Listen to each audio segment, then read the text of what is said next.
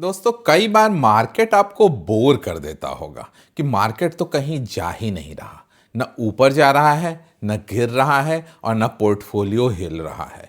जैसे 2024 के सितंबर में जो हाई लगा, उसके बाद मार्केट लगभग उसी रेंज में आज तक घूम रहा है। न ब्रेकआउट आया, न बहुत ज़्यादा क्रैश आया। और फ्रस्ट्रेशन जो रिटेल इन्वेस्टर की होती है वो पीक पे पहुंच जाती है। उसे लगता है कि मार्केट तो इन्वेस्टमेंट के लायक जगह ही नहीं है। लेकिन सच क्या है? क्या ये साइडवेज मार्केट में पैसा नहीं बनाया जा सकता? या कोई आर्ट है जिससे कि स्मार्ट लोग साइडवेज मार्केट में भी पैसा बना लेते हैं? ट्रेंडिंग मार्केट में तो हर कोई पैसा लगाकर समझता है कि मैं ही फन्ने खां हो गया। लेकिन स्मार्ट इन्वेस्टर साइडवेज मार्केट में भी पैसा बनाते हैं और वही ट्रिक हम आज इस वीडियो में सीखेंगे। हम ये पहले जानेंगे कि साइडवेज मार्केट में कमाता कौन है, रेंज बाउंड मार्केट में पैसा बनाने का तरीका क्या है, स्टॉक सिलेक्शन और इंडेक्स ऑब्सेशन जो हमारे रिटेल इन्वेस्टर में है, ये इन दोनों में फ़र्क क्या है, और इस बोर्डम वाले फेज़ में हमारे रिटेल इन्वेस्टर गलतियां क्या करते हैं, ये सब कुछ समझेंगे। और बड़ा इंटरेस्टिंग वीडियो होने वाला है क्योंकि ज़्यादातर लोग इस साइडवेज मार्केट में पैसा बने कैसे वो डिस्कस करते नहीं हैं। दोस्तों मेरा नाम है सौरभ सुमन और मैं हूं आपका पर्सनल वेल्थ गाइड और आप देख रहे हैं मेरा चैनल इन्वेस्टिंग विद सौरभ। याद दिलाना चाहूँगा मैं एक सेबी रजिस्टर्ड इन्वेस्टमेंट एडवाइज़र नहीं हूँ, इसलिए कोई भी निवेश करने से पहले अपने वित्तीय सलाहकार की राय ज़रूर ले लें। दोस्तों सबसे पहले साइडवेज मार्केट होता क्या है? इंडेक्स एक रेंज में अटका रहता है, न्यूज़ आती रहती है पर मार्केट को वो न्यूज़ कोई डायरेक्शन नहीं देती है। पोर्टफोलियो लगभग स्टैग्नेंट होता है अगर आप चर्न नहीं कर रहे हो अपने पोर्टफोलियो में तो। रिटेल इन्वेस्टर बोर हो जाता है। जैसे फॉर एग्जांपल वो मैं जैसा बता रहा था कि वो 22,000 से लेके 26,000 जो निफ्टी का रेंज है, ये पिछले 1.5 साल से उसी रेंज में घूम रहा है। ब्रेकआउट आ ही नहीं रहा है और हमारा रिटेल इन्वेस्टर का पेशेंस टेस्ट हो रहा है। मार्केट चल रहा होता है, सिर्फ इंडेक्स नहीं चल रहा होता है। वास्तविकता ये है, लोग सोचते हैं कि ट्रेंड नहीं है तो पैसा नहीं बना सकते हैं। मार्केट बोरिंग है तो लोगों का समझना है कि अपॉर्चुनिटी खत्म हो गई। इंडेक्स अगर फ्लैट है तो लोग समझते हैं कि स्टॉक्स भी फ्लैट हैं, स्टॉक मार्केट फ्लैट है। पर यह सब मिथ है, वास्तविकता ये नहीं है। साइडवेज मार्केट में कमाता कौन है?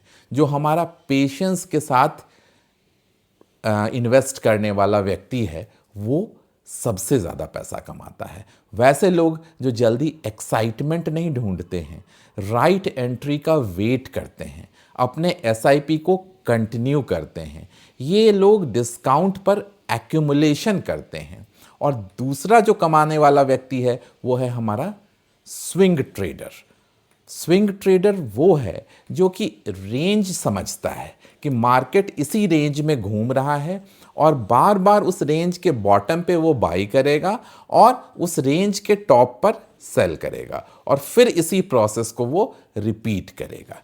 ये लोग मूवमेंट के बीच में पैसा बनाते हैं। तीसरी कैटेगरी के जो लोग हैं जो साइडवेज मूवमेंट में पैसा बनाते हैं वो है स्मार्ट स्टॉक पिकर। इंडेक्स नहीं चल रहा होता है साइडवेज मार्केट में, लेकिन कुछ स्टॉक्स में बड़े बड़े ब्रेकआउट्स आ रहे होते हैं। स्टॉक पिकर का गोल्डन पीरियड होता है साइडवेज इंडेक्स, क्योंकि जब ब्रेकआउट आ गया तब तो सारे स्टॉक भाग रहे हैं, लेकिन जो पारखी नज़र रखने वाला स्टॉक पिकर है वो इस साइडवेज इंडेक्स में चुन चुन कर हीरे निकालेगा कि ये शेयर्स हैं जो भागने वाले हैं इस रेंज बाउंड मार्केट में भी। अब स्ट्रैटेजी क्या होनी चाहिए? सबसे इंपॉर्टेंट हिस्सा, ध्यान से सुनेंगे ये वाला पोर्शन जो मैं कहने जा रहा हूँ। पहली बात जो आपकी स्ट्रैटेजी हो सकती है वो हो सकती है रेंज ट्रेडिंग। यानी मार्केट अगर रिपीटेडली एक ही रेंज में घूम रहा है तो वो सपोर्ट और रेजिस्टेंस के बीच में घूम रहा है, तो आपने सपोर्ट के पास बाई करना है और रेजिस्टेंस के पास पार्शियल प्रॉफिट बुकिंग कर लेनी है। रिस्क छोटा रखना है, स्टॉप लॉस टाइट रखना है। अगर क्रिकेट की भाषा में ये कहें तो सिंगल्स ले लेकर अपने स्कोर बोर्ड को बढ़ाते रहना है। जब जब ये मार्केट स्पाइक दे आपने बेचना है, वापस नीचे आए खरीदना है, फिर स्पाइक दे बेचना है। दूसरी स्ट्रैटेजी जो होनी चाहिए वो है सेक्टर रोटेशन को ट्रैक करना। साइडवेज फेज में पैसा एक सेक्टर से दूसरे सेक्टर मूव करता है। आज आईटी चलेगा, कल फार्मा चलेगा, परसों पीएसयू सेक्टर चलेगा, अगले दिन कैपिटल गुड्स चलेगा। इन सब के इंटरनल रोटेशन के कारण इंडेक्स तो सो रहा होता है, पर पैसा ट्रैवल कर रहा होता है एक सेक्टर से दूसरे सेक्टर में। आपको पहचानने की ज़रूरत है कि पैसा कौन से सेक्टर से निकल रहा है और कौन से सनराइज सेक्टर में जा रहा है।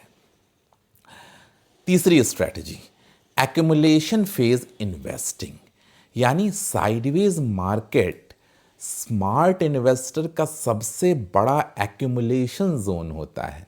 जब कहीं नहीं जा रहा है, वो धीरे धीरे करके हमारा स्मार्ट इन्वेस्टर अच्छी अच्छी चीज़ें उठाता रहता है। क्वालिटी स्टॉक्स इस वक्त डिस्काउंट पे मिल रहे होते हैं। लॉन्ग टर्म इन्वेस्टर जो है वो चुपचाप धीरे धीरे बाई कर रहा होता है और हमारा रिटेल इन्वेस्टर बोर होकर सेल कर रहा होता है। चौथी स्ट्रैटेजी जो कि बड़ी आम बात है, डिविडेंड। डिविडेंड देने वाली कंपनियां चाहे साइडवेज मार्केट हो या बुल मार्केट हो, हर वक्त डिविडेंड तो देती ही रहती हैं और आपका एक अच्छा खासा रिटर्न उस डिविडेंड से भी बन रहा होता है, जो ज़्यादातर रिटेल इन्वेस्टर नज़रअंदाज कर देता है कि ये डिविडेंड यील्ड भी तो आ रहा है। सिर्फ वो फोकस करता है कि शेयर मार्केट प्राइसेस पे। तो पैसिव इनकम बोर्डम वाले फेज में भी डिविडेंड के फॉर्म में आ रही होती है।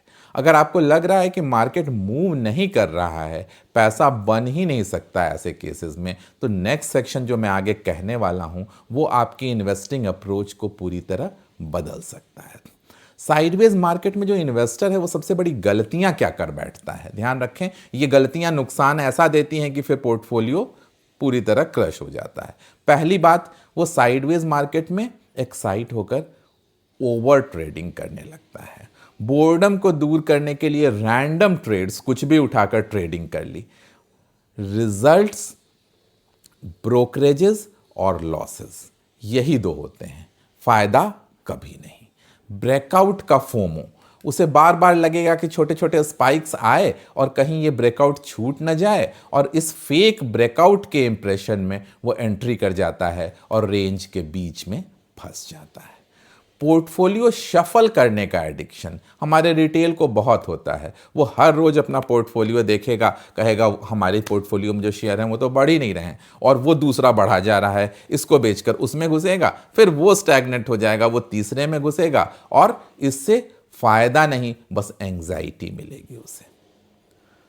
चौथा, लॉन्ग टर्म स्टॉक्स को सेल कर देना बोर होकर। अगर मूवमेंट नहीं आ रहा है, जो हमने 10 साल का होराइजन लिया था, इस बोर्डम के फेज में ये बोलकर कि इस स्टॉक में कुछ नहीं होने वाला है, छोड़ देता है और वो जो बड़ा ब्रेकआउट आगे आता है उसे मिस कर जाता है। इसके अलावा stock selection versus index obsession. Index sideway हो सकता है, लेकिन मिड कैप्स उस फेज में भी ब्रेकआउट कर सकते हैं। पीएसयू रैली कर सकते हैं, डिफेंस, रेल, इंफ्रा, ये सब बढ़ सकते हैं साइडवेज मार्केट में भी, और कई सारी स्पेशल सिचुएशंस भी क्रिएट हो सकती हैं, जैसे for example trade deal, budget, ऐसी चीज़ें जो कि स्पेशल स्टॉक्स को इन्फ्लुएंस कर सकती हैं। पैसा इंडेक्स में नहीं, स्टॉक्स में बनता है। साइडवेज फेज अपॉर्चुनिटी भी हो सकती है। कैसे पहचानें साइडवेज फेज में?